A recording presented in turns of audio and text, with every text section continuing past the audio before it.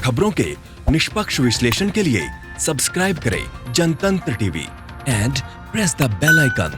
Never miss any update.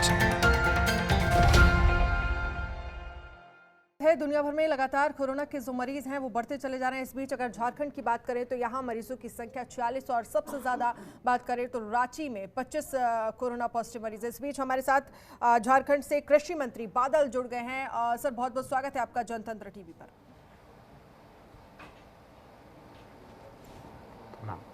जी बादल जी, पहला सवाल यही है, जिस तरह से देखा जाए पूरे देश में आंकड़ा बढ़ ही रहा है, आप भी देख रहे होंगे, लेकिन झारखंड की बात करें लगभग 46 मरीज है, 25 रांची में है।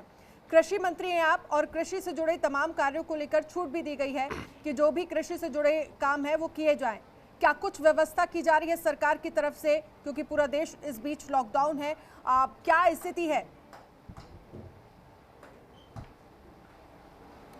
सबसे पहले तो मैं झारखंड की स्थिति आपको बता दूं। पिछले 24 घंटे से एक भी केस पॉजिटिव हमारे स्टेट में नहीं है। पूरे देश में जो आंकड़ा अभी प्राप्त हुआ है कि पॉजिटिव केसेस में जो डेथ रेट है वो राष्ट्रीय औसत है 17% का। जबकि हमारे यहाँ झारखंड में मात्र 6.7% है। तो आप देख सकते हैं कि आंकड़े बता रहे हैं कि हम चीज़ों को कंट्रोल करने में किस रूप में सक्षम हैं। और पिछले 24 घंटे में एक भी पॉजिटिव रिपोर्ट 24 जिलों में से किसी ज़िले से नहीं आई है। ये एक अच्छे संकेत है कि इस त्रासदी से हम सब उबरने का प्रयास कर रहे हैं। हालांकि अभी माइल्स टू गो, संभावनाओं से इनकार हम नहीं कर सकते हैं। चुनौतियां जो हैं उसको सामना करने के लिए हमने तैयारियां की हैं। अभी वेंटिलेटर सहित 190 बेड पूरे प्रदेश में अवेलेबल हैं। 340 वेंटिलेटर का हमने मांग किया है जो अवेटेड है सेंट्रल गवर्नमेंट से। तो इन सब चीज़ों की मेडिकल स्तर पर तैयारियां चल रही है। 4 टेस्टिंग लैब्स हैं। शुरू में 150 से 200 टेस्ट पर डे का हमारा ये था अरेंजमेंट था। अभी हम 600 से 700 टेस्ट पर डे कर सकते हैं।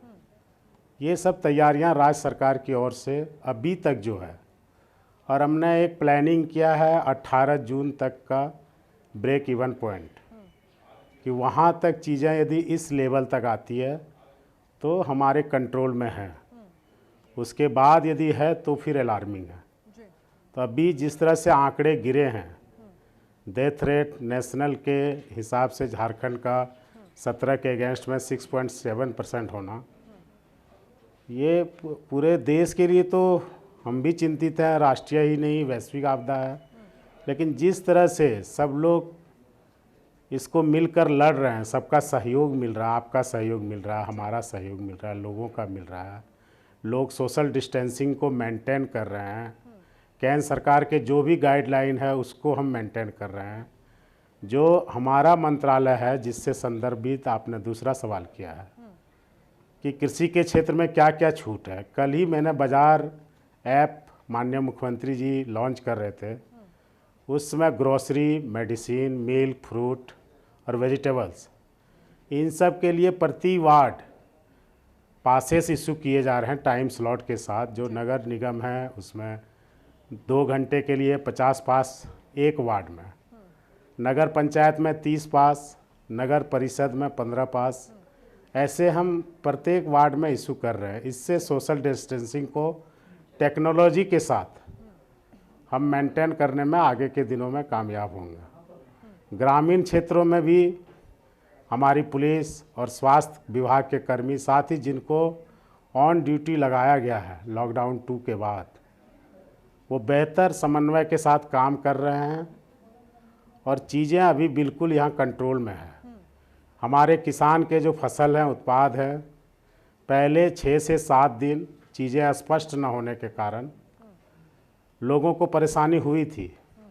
खास करके दूध विक्रेता, इन सब के साथ परेशानियाँ आई थी। लेकिन शीघ्र ही हमने ये ज़रूरत महसूस की, पेरिसेबल गुड्स से नॉन पेरिसेबल गुड्स बनाने के ऑर्डर दिए।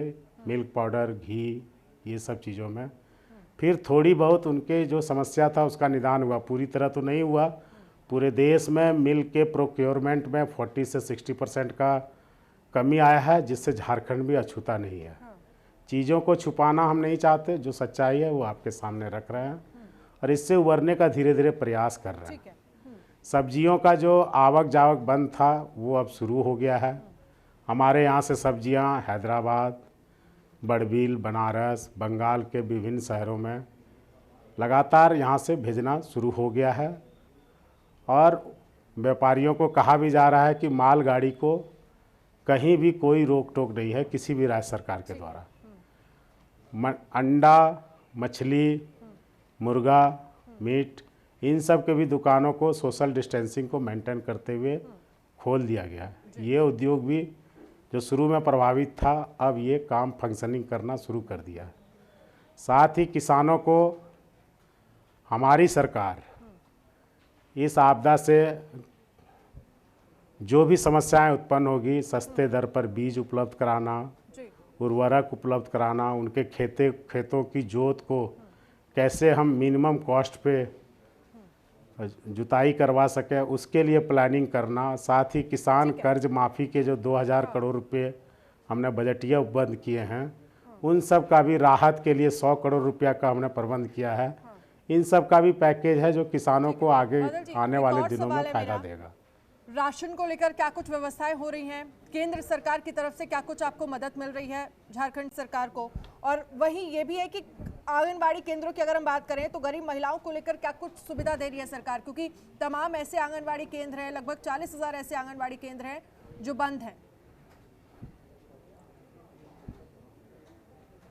हमने आंगनबाड़ी केंद्र से हाइजीनिक फूड वितरण के लिए केंद्र सरकार से दूध उपलब्ध कराने के लिए 72 करोड़ रुपए का मांग किया था और मुख्यमंत्री दीदी किचन में हाइजीनिक फूड उपलब्ध कराने के लिए 30,000 रुपया प्रति किचन, 4500 किचन का 13.5 करोड़ महीना, 81 करोड़ 6 महीने का हमने डिमांड रखा है।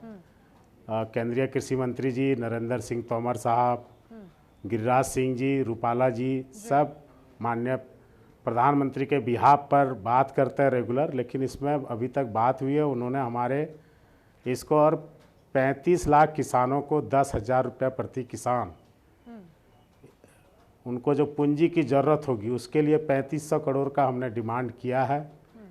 तो ये सब चीज़ें हैं जो हमें केंद्र को कहा है और केंद्र 2 महीने का अनाज और साथ में 1-1 किलो दाल, जो राशन यहाँ पर पीडीएस के माध्यम से लोगों को उपलब्ध होता है, उसकी जितनी क्वांटिटी है वही क्वांटिटी उनके ओर से 2 महीना का दिया जाएगा, जो राज्य सरकार को धीरे धीरे प्राप्त होना शुरू हो गया है और हम उसको आने वाले दिन में डिस्ट्रीब्यूशन भी कराने जा रहे हैं। चलिए सर, बहुत बहुत शुक्रिया हमसे बातचीत करने के लिए, हमारे साथ जुड़ने के लिए। बादल कृषि मंत्री झारखंड से हमारे साथ जुड़े थे और बहुत बहुत शुक्रिया।